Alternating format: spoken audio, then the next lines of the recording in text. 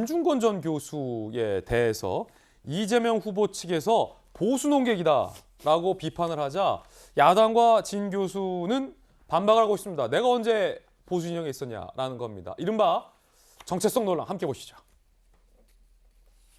이재명 후보 측이 중앙선거관리위원회에 이의 신청을 했습니다.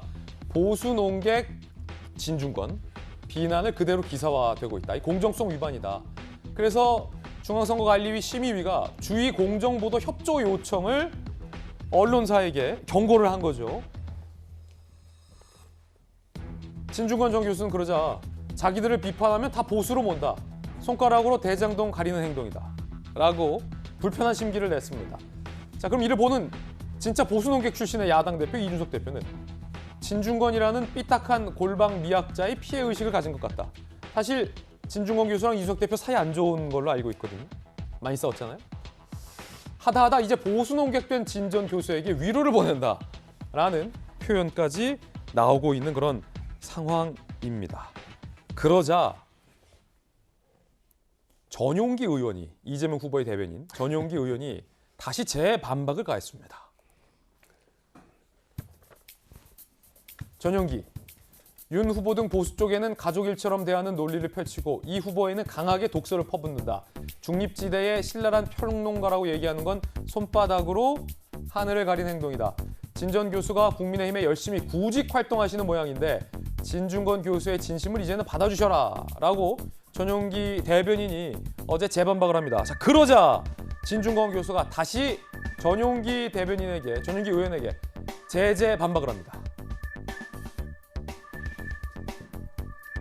대한민국 평균 직장인들은 아내가 몇 반을 꿰매는 사고 당했다고 쉬지 않는다. 그럼 바로 잘린다. 그러자 전용기 의원이 직장생활 제대로 해봤는지 모르겠다. 그러자 진중권 교수가 직장생활 하다가 니들 때문에 관뒀다.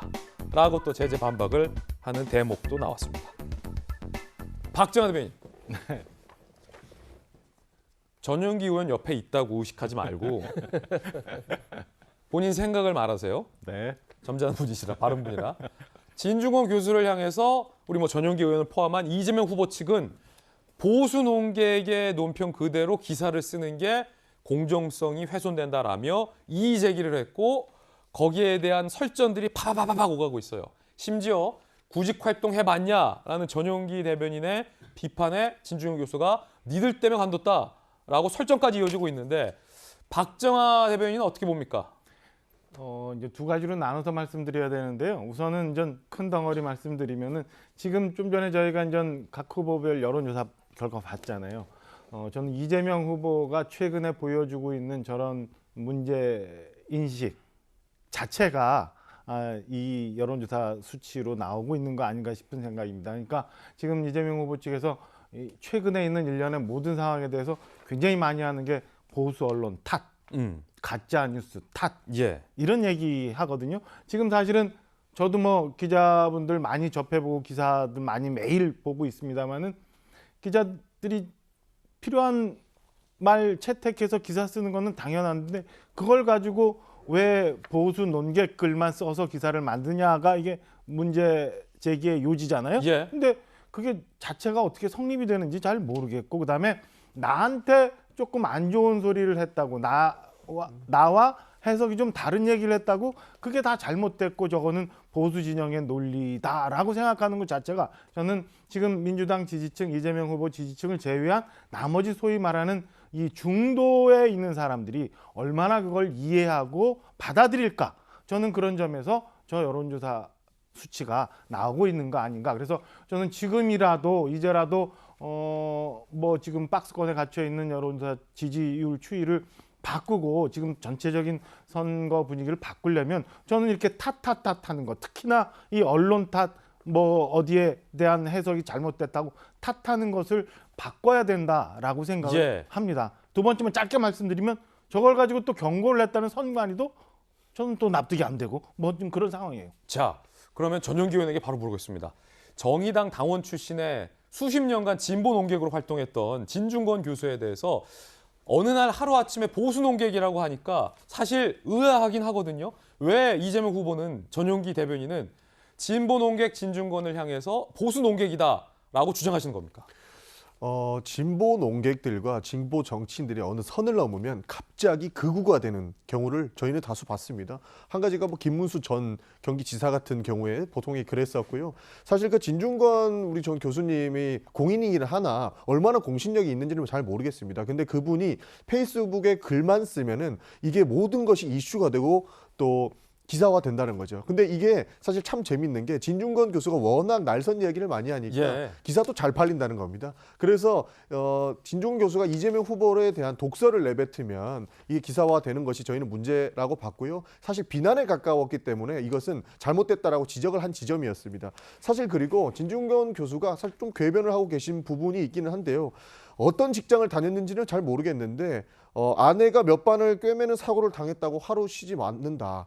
사실 그 아내가 가족이 다쳤을 때는 연차 쓸 수 있고 충분히 간호할 수 있는 것이죠. 이것을 일단 비난하기 급급했던 모습이 저희는 바르지 않았다고 봤던 것이고 왜 보수 농객이라고 했냐라는 말씀을 드리면 요 질문이에요. 왜 진보 농객을 보수 농객으로 규정하느냐? 너무 다르다는 거죠. 그러니까 이재명 후보한테는 아내가 다쳤을 때 뭐 꿰매면은 쉬지 못한다라고 얘기했지만 지난번에 본인이 이야기하셨어요. 이준석 대표의 부친 농지법 위반과 관련된 부분, 그리고 국민의힘 그리고 권익위 조사 이것도 부동산 관련했었죠. 이에 대해서는 한마디도 하지 않았고 결국에는 이재명만 잘못했다라고 이야기를 하니까 그리고 이게 기사화돼서 많이 회자가 되니까 저희는 예. 잘못된 것을 이야기한 것이고 저는 사실 이런 생각이 듭니다. 제가 보수 농객이라고 말씀을 드렸죠. 근데 이준석 대표님과 진중권 교수님께서 둘 다 반발하셨어요. 예. 왜 진중권 교수를 보수 농객이라고 하느냐라고 이준석 대표 반발했던 것이고요. 진중권 교수는 왜 내가 보수 농객이냐라고 하는데 보수가 부끄럽습니까? 사실 그 반발할 이유도 없는 거고 보수 농객이라고 저희가 평가를 하는 것에 대해서 본인이 아니면 아니라고 이야기하면 되지 왜 보수라고 이야기하느냐고 화낼 필요까지는 없지 않나 저는 그렇게 봅니다. 자, 요 의견이 이재명 후보 측의 진중권 교수를 향한 의심이에요.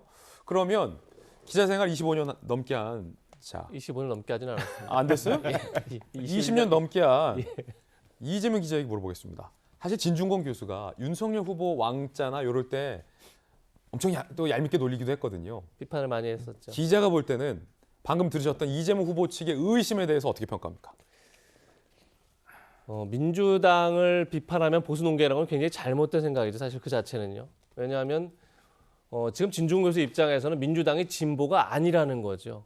진보성을 잃었다, 개혁성을 잃었다. 그렇기 때문에 비판을 하고 있는 거죠. 진중권 교수 입장에서는.